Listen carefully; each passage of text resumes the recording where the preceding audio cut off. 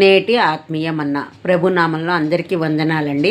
వాక్యం చూసుకుందాం రండి. ఎహెజ్కేలు గ్రంథము 34వ అధ్యాయము 26వ వచనము. దీవెనకరమగు వర్షములు కురియును.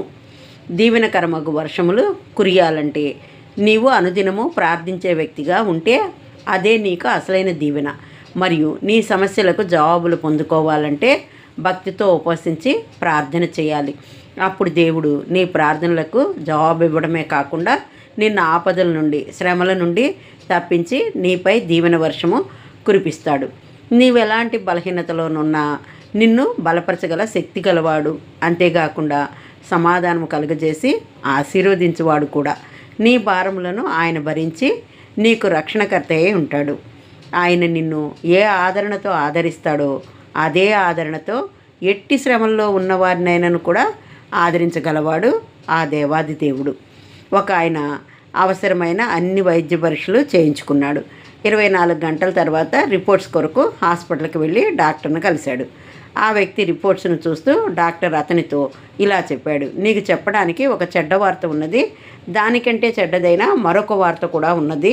మరి మీరు ముందుగా ఏ వార్త వినాలనుకుంటున్నారు అని అడిగాడు డాక్టర్. దానికి ఆ వ్యక్తి కొంతసేపు ఆలోచించి చాలా ఆందోళన చెందుతూ మొదటిగా చెడ్డ వార్త చెప్పండి అని అడిగాడు. అప్పుడు ఆ డాక్టరు, భయపడకండి, ధైర్యంగా ఉండండి, మీరు ఇంకా 24 గంటల కంటే ఎక్కువ బ్రతకరు అని చెప్పాడు. అప్పుడు ఆ రోగి బహుగా కలవరపడుతూ, నేను నిజంగానే 24 గంటల్లో చనిపోతానా అంటూ దీనంగా అడిగాడు. అవును, నీ రిపోర్ట్స్ అదే చెబుతున్నాయి అని చెప్పాడు డాక్టర్. సరే సార్, ఇంతకంటే చెడ్డవారితే ఇంకేముంది సార్ అని అడిగాడు ఆ రోగి.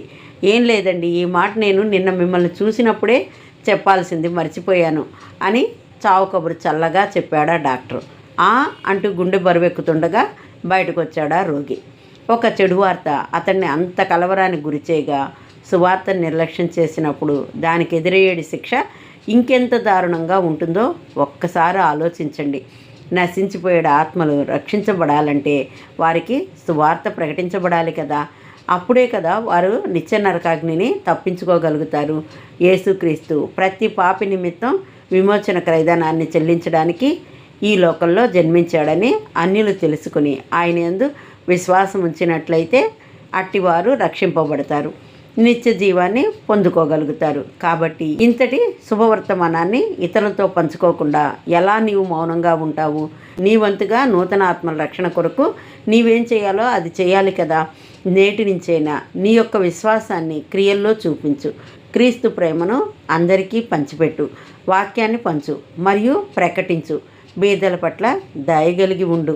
నీ స్నేహితులకు, నీ బంధువులకు, నీ చుట్టూ ఉన్నవారికి యేసయ్యను పరిచయం చేయి. ఆయన గొప్పతనాన్ని తెలియచేయి.